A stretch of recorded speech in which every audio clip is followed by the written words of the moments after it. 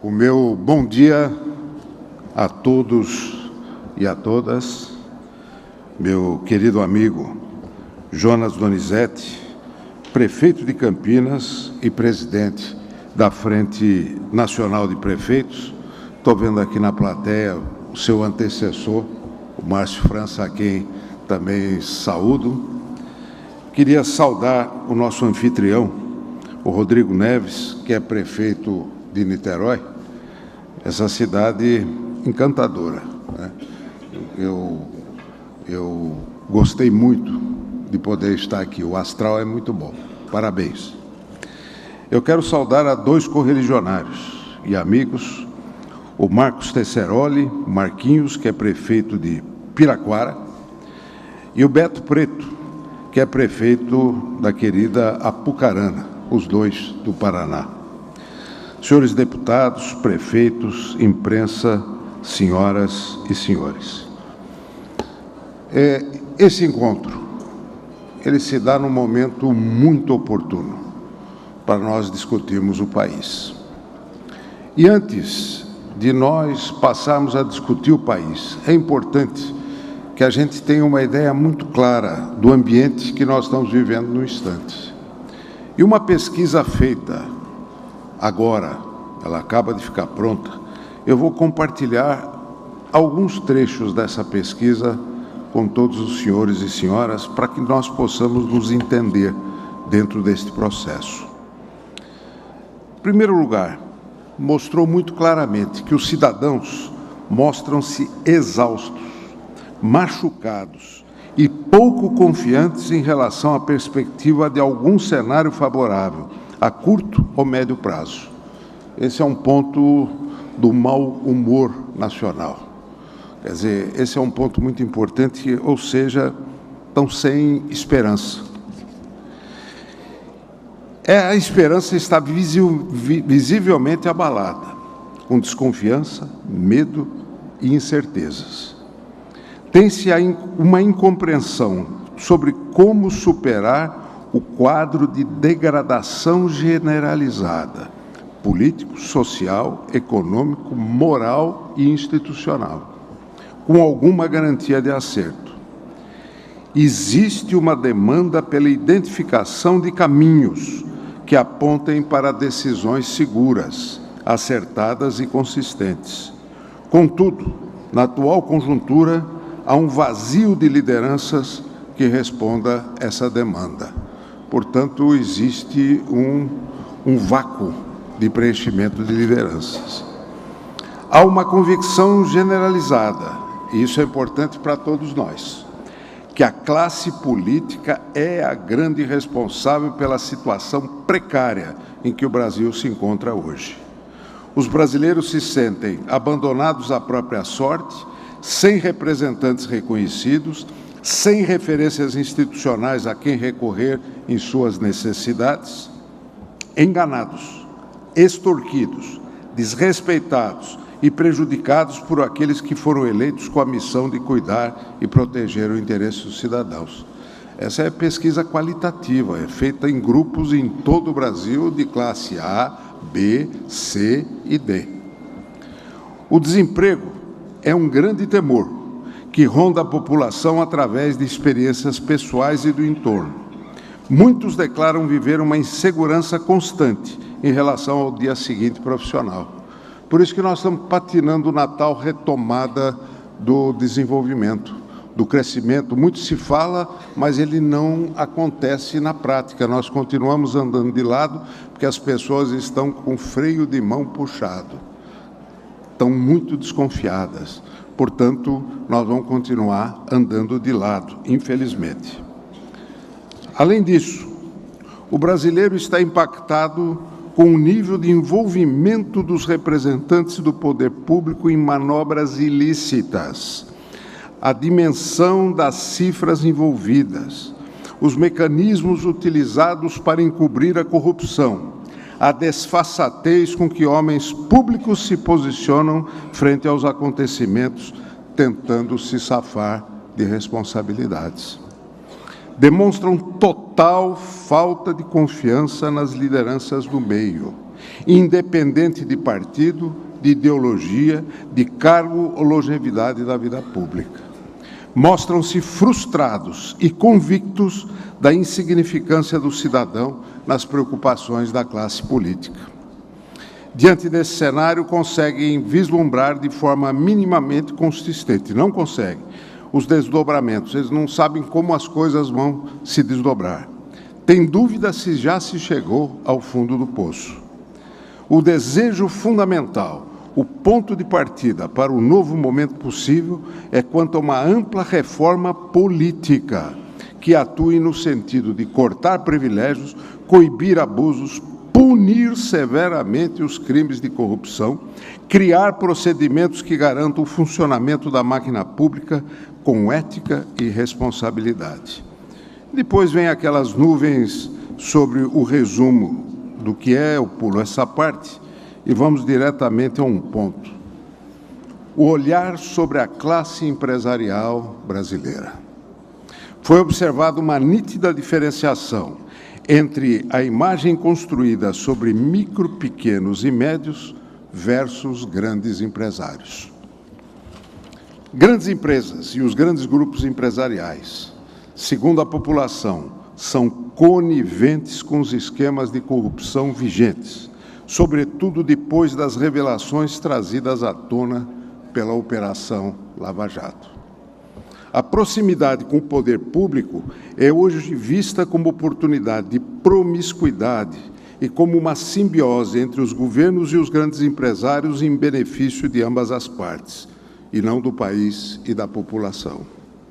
Recebem favorecimentos diferenciados como isenções de tributação, têm poder de influenciar decisões governamentais em benefício de seus negócios. Encontram facilidades no acesso a verbas públicas por meio de licitações, muitas vezes fraudulentas, indicações e informações privilegiadas. É impressionante a absorção da população sobre toda esta parte do acontecimento e dessa promiscuidade de relação entre poder público e a grande empresa. Por outro lado, como é que eles olham o universo dos pequenos? Primeiro, são identificados como aqueles que verdadeiramente carregam o país nas costas, que se esforçam e se comprometem de forma visceral com o sucesso de seus empreendimentos. Atuam sem contar com qualquer tipo de facilitação, isenção ou proteção por parte do poder público. São desafiados por conjunturas desfavoráveis, por carga tributária pesada e, muitas vezes, pela falta de recursos.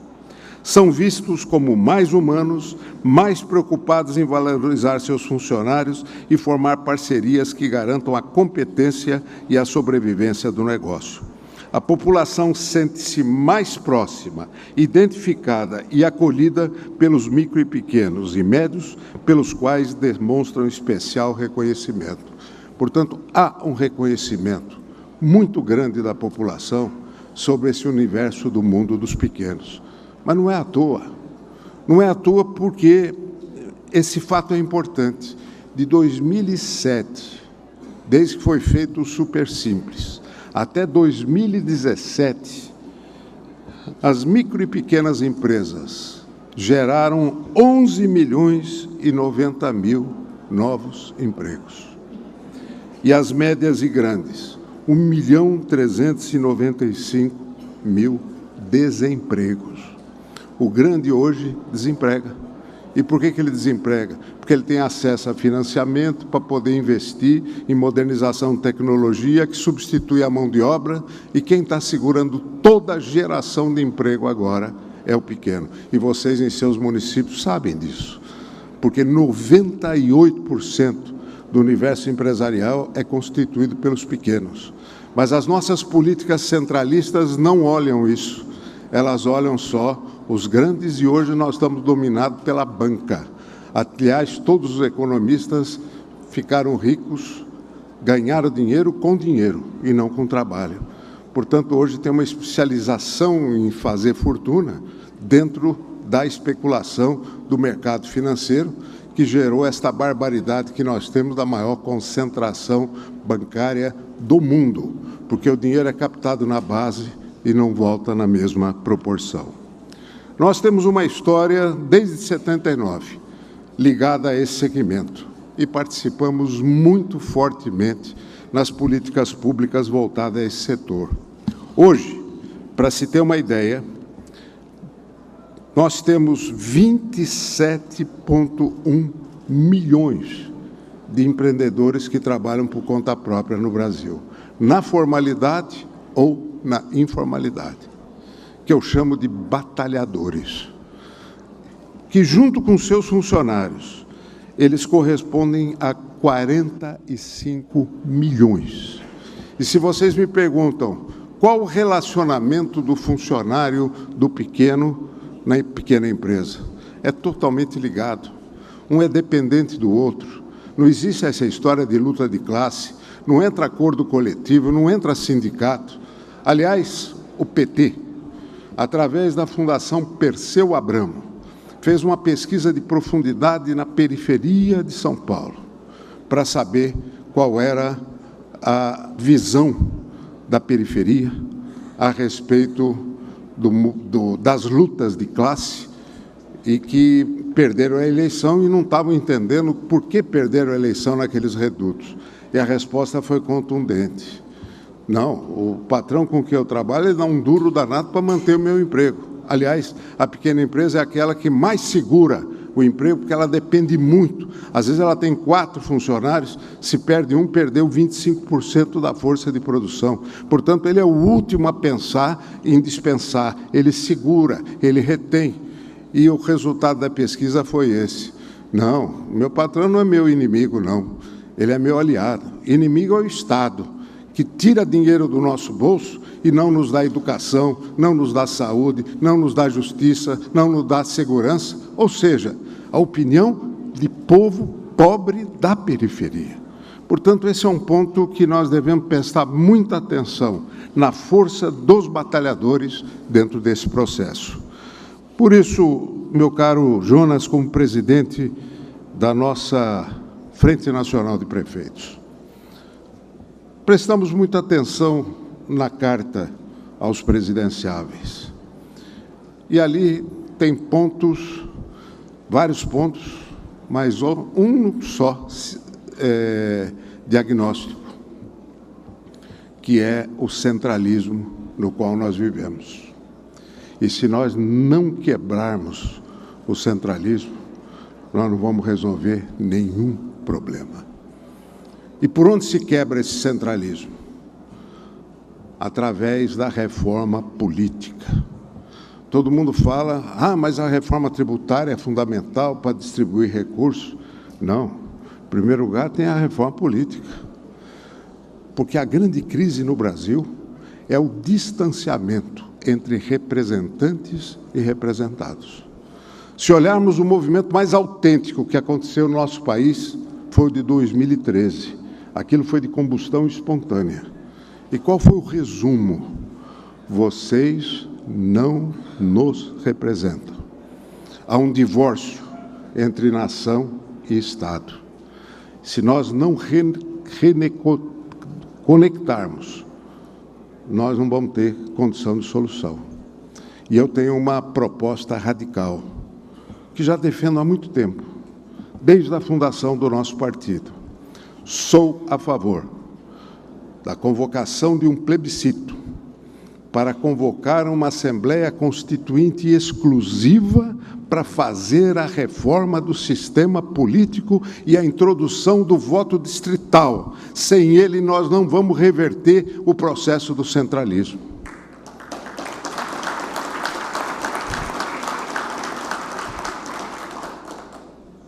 Eu vou até o radical puro, o voto radical, o voto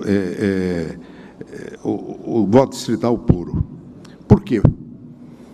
Eu defendo a ideia da eleição majoritária para representantes, até em 2 turnos, para que ele seja amarrado mesmo à base. Alguém vai dizer, mas isso daí é uma questão de de transformar a Câmara Federal numa Câmara de Vereadores. Não. São representantes autênticos da base. Isso é menosprezar o papel do município. Mas o segundo ponto, o mais importante, é que ele, ali, como representante, tem o Senado para poder compensar eventuais excessos. Ele estaria efetivamente vinculado. Quando a gente fala, todo mundo vem contra.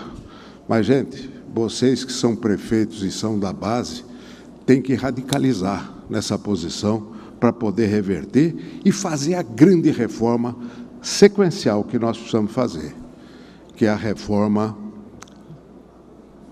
que não é a tributária, em primeiro lugar, é a reforma fiscal. E o que é a reforma fiscal? São as atribuições entre União, Estado e município. É o princípio da subsidiariedade dos poderes. Tudo que o município puder fazer melhor que os estados e a União não façam. Tudo que o Estado puder fazer melhor que nem o município e nem a União o façam. Tudo que a União puder fazer melhor que nem o Estado e nem o município o façam, e tudo que o cidadão e a sociedade organizada puderem fazer melhor que nem a União, que nem o Estado e nem o município o faça, e, por favor, não atrapalhe quem queira fazer. Simplifica a vida do país. Solte os empreendedores, porque eles são responsáveis pela política de geração de emprego e renda. Não é o Estado responsável pela política de emprego e renda, é o trabalho do cidadão. Então, nós temos que ter uma desburocratização massificada, que é a nossa bandeira, a nossa luta hoje dentro do SEBRAE, ajudando os municípios dentro desse processo de simplificação. Essa é a ideia bem ampla daquilo que a gente quer. Aí vocês perguntam, tudo bem, está tudo bem distribuído, mas qual é o papel do Estado? O povo quer Estado, viu? Não pensa que esse negócio de Estado mínimo pega bem para o povo, não. Ele quer um Estado forte, mas o Estado que venha ao encontro da demanda dele. E a demanda maior se chama igualdade de oportunidade, que é educação, que é saúde. A segunda demanda, a garantia dos direitos do cidadão, que é a justiça e a segurança. E, por último, a infraestrutura básica na promoção do desenvolvimento. Nós temos que reenquadrar o papel do Estado nos seus 3 níveis de função e de atuação, e aqui a Carta fala muito claramente da educação e da saúde. Os recursos públicos têm que estar voltados prioritariamente para esses 4 pontos, para atender a necessidade do cidadão.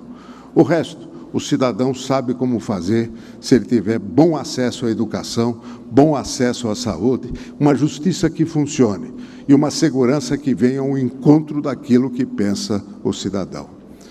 Eu tenho mais algumas coisas para colocar, que são coisas que eu não me conformo, sobre segurança. Nós tivemos aí uma política muito dura de combate ao trabalho infantil. Eu concordo, é lógico que nós temos que combater o trabalho infantil. Mas quando você chega na adolescência, já não é mais infantil. E nós tínhamos a lei que falava que é proibido todo e qualquer trabalho a menores de 14 anos. A Constituição foi mudada. Aliás, como constituinte, nós botamos 14 anos. Aí, posteriormente, passaram para 16 anos, com aprendiz a partir dos 14 anos. Mas fizeram uma legislação do aprendiz para as grandes empresas. E as grandes empresas representam só 2% do universo empresarial. Esqueceram da microempresa como a grande escola do trabalho, para o menino ou a menina começar a sua vida dentro do ambiente familiar e não no ambiente impessoal das grandes empresas. E aí, nós deixamos esses menores na mão do crime organizado. Hoje, dentro das comunidades, Você não tem a geração, e o maior índice de desemprego é em cima dessa geração. E eu tenho a coragem de dizer sim, que nós temos que ter uma legislação agora diferenciada para o menor a partir dos 14 anos, trabalhando na micro e na pequena empresa. Isso vale para dentro da favela, porque nós também hoje estamos legalizando o trabalho das empresas dentro da favela, porque a atividade empresarial na favela é feérica. Nós estamos fazendo esse trabalho aqui junto com o SEBRAE, no Rio de Janeiro, porque antes você não podia ter uma empresa regularizada num imóvel irregular. Nós mudamos a lei. A lei diz, você pode ter uma empresa regular, mesmo num imóvel irregular. Portanto, a atividade econômica dentro da favela, ela pode ser totalmente legalizada, como já estamos conseguindo fazer a legalização com o MEI, que é a proposta que eu levei ao presidente Lula em 2003, e que saiu em 2008, e que hoje já tem 8 milhões de pessoas formalizadas nesta modalidade. E nós temos aí que legalizar 1 milhão por ano daqui para frente. Temos trabalhado muito com os prefeitos sobre esse tipo de legalização. Portanto, minha gente, quero dizer a todos vocês que eu tenho muita esperança, porque a crise que se abateu, nós não podemos desperdiçar. Uma crise é muito dolorida para o povo para ser desperdiçada. E nós, como classe política, devemos dar um exemplo, não na defesa, mas no ataque aos problemas que temos pela frente. Eu acredito no país, acredito na força da livre iniciativa e acredito na força de um Estado bem administrado, justo para com o cidadão e que honre o imposto que o cidadão paga. Aliás, eu fui o autor da emenda constitucional, além da 179, que criou o tratamento diferenciado para a micro e pequena empresa, de que o cidadão tem que ser comunicado dos tributos que ele paga nos bens e serviços consumidos. Fizemos um grande trabalho. Criamos um impostômetro em São Paulo para poder conscientizar a população a respeito da carga tributária. E hoje, toda nota fiscal tem no seu rodapé, graças a um projeto de lei que lideramos, o valor do imposto pago, mas ninguém promove. E está na hora de começar a promover. Cidadão, olhe o imposto que você está pagando. Você tem o direito de exigir, porque o brasileiro tem complexo de súdito e não de cidadão. O que é o súdito? É aquele que não reclama do rei, porque o rei é bom. O rei me dá educação de graça, o rei me dá saúde de graça, a justiça é de graça, a segurança é de graça. É de graça coisa nenhuma. Nós pagamos e pagamos muito dentro do nosso consumo.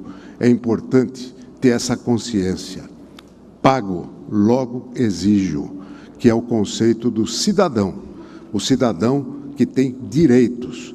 Dar força a esses direitos do cidadão. E isso começa dentro do município, que é a miniatura da pátria. Eu me sinto muito feliz de participar deste grande momento. Muito obrigado.